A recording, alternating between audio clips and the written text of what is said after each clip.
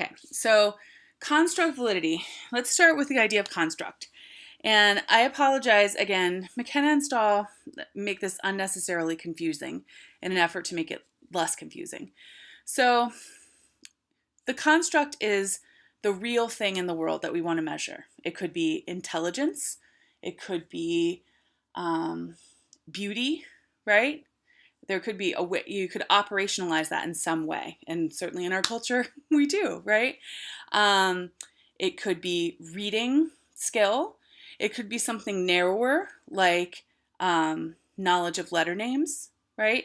So the construct is just like the ability or the quality that we want it to capture in our assessment. And most abilities or qualities we can't completely capture. I can't think of one we could. Like you might say, what about speed? My running speed. Well, wouldn't we just have a race and you would time me?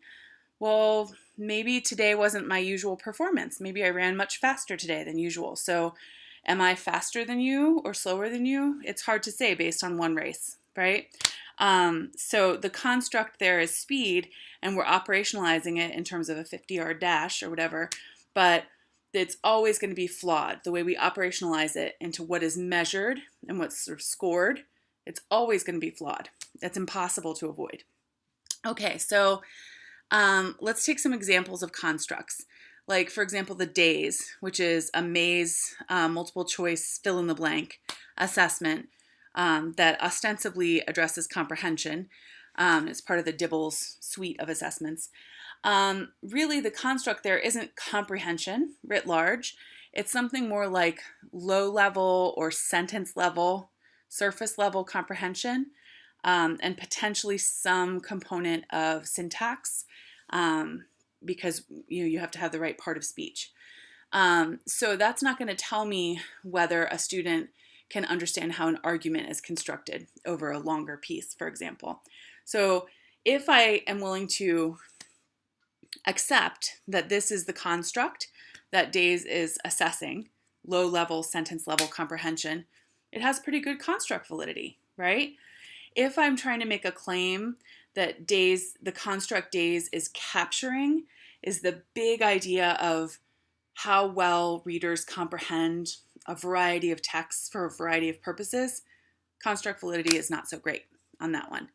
And this is a tricky construct is a tricky construct, right? So some of you expressed some apprehension or tentativeness around these ideas, and that's totally normal. You're just developing.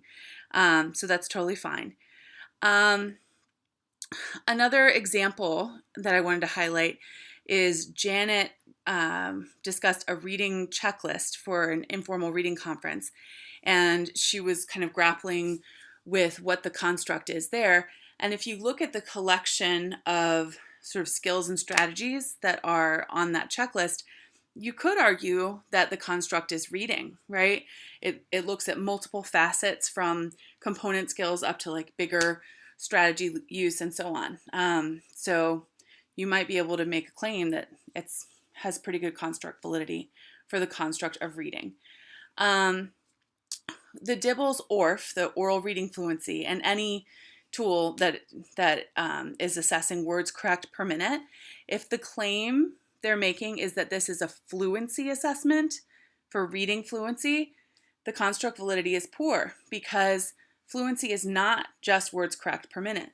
Fluency is accuracy and rate and prosody and parsing, which sometimes are just conflated into prosody. So if the student reads the words really fast and all correctly, they might get a really strong words correct per minute score, but their fluency, the construct we're after, would not be as strong. So don't be fooled by the word fluency in all of those assessments. Fluency, the way the Dibbles folks use it, really just means speed. Okay, so you can sort of work this backwards by thinking through how you're operationalizing the construct. So as I mentioned, if you're doing something like a running record, you could just look at words correct per minute, and then you're just looking at accuracy and rate. or self-correction rate or something like that.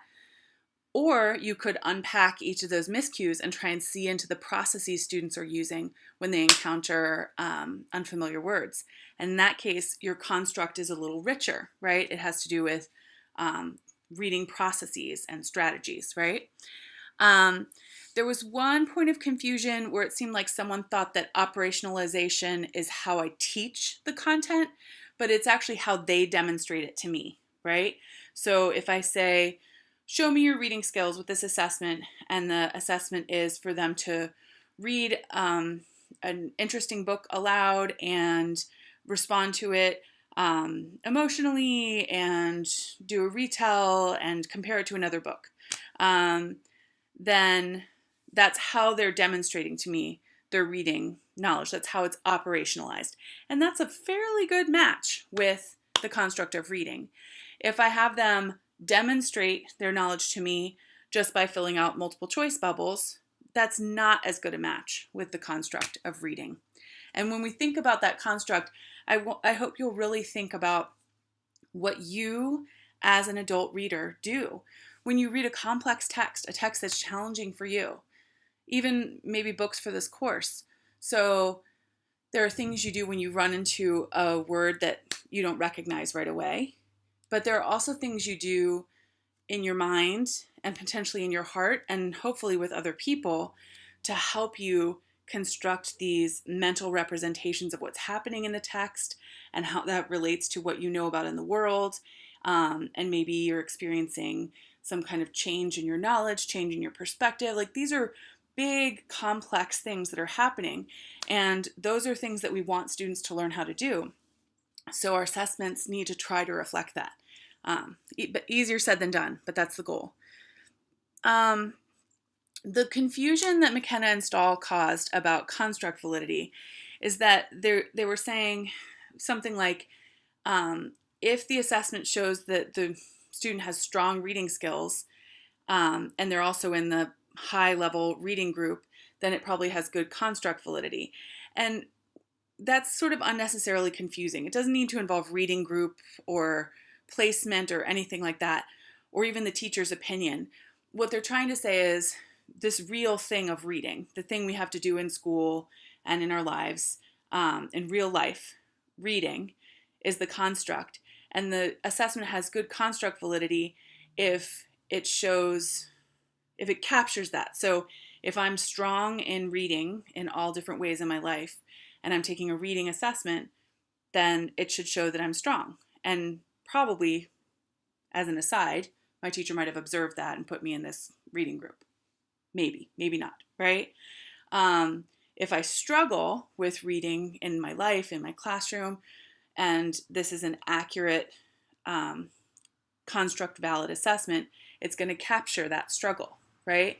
So they're trying to use the example of, the kids that you maybe find in the reading group where they're reading the lowest level texts, and that somehow that would affirm construct validity, but that kind of confuses the issue. It's just, does what the student has to do on the test and also what is actually scored, does that match the construct that the test claims to measure?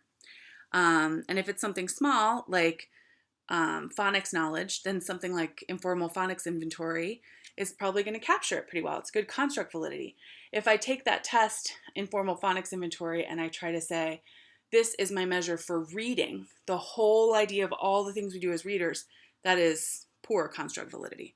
So it's all about the match between the real life construct, how we use it in the real world, and what is really operationalized in terms of what is measured or scored or recorded on that assessment.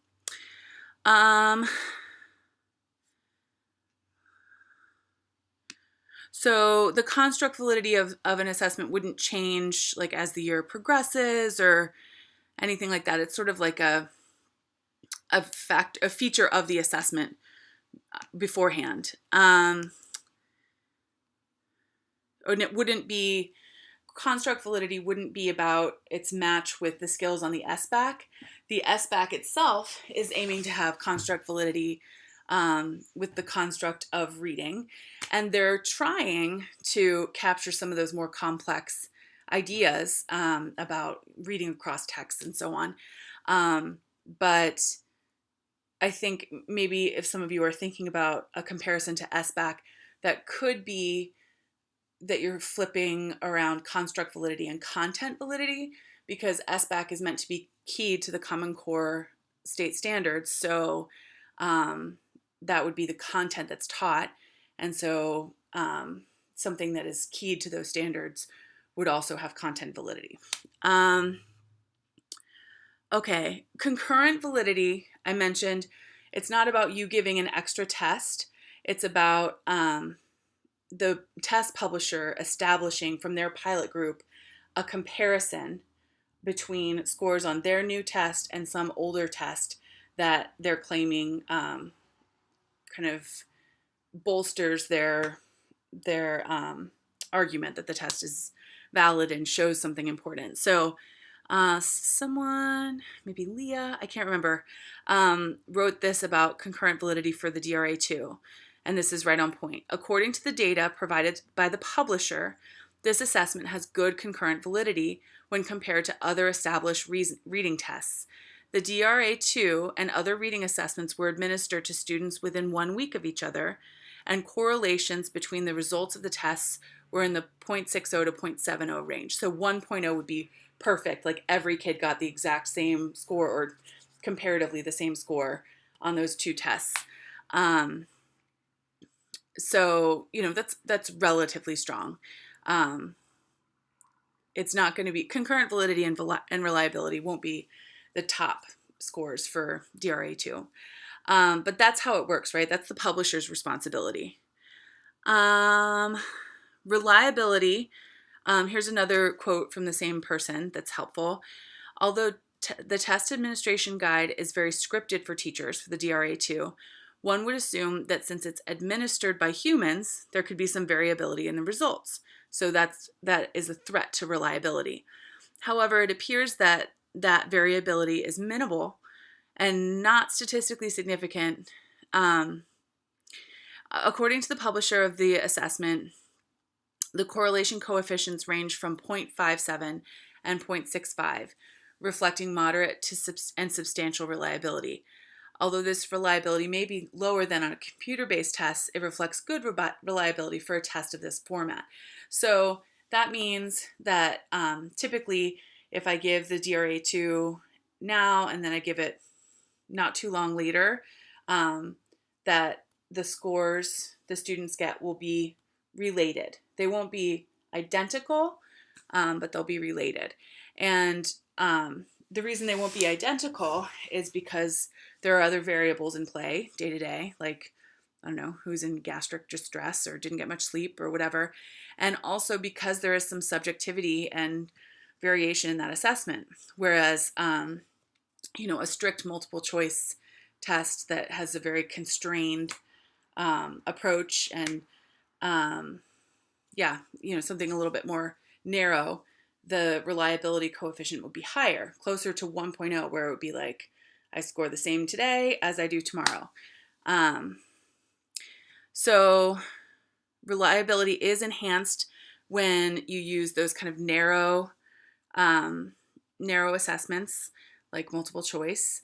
Dibbles has really strong reliability, especially when the people administering it are trained to do it exactly the same way every time.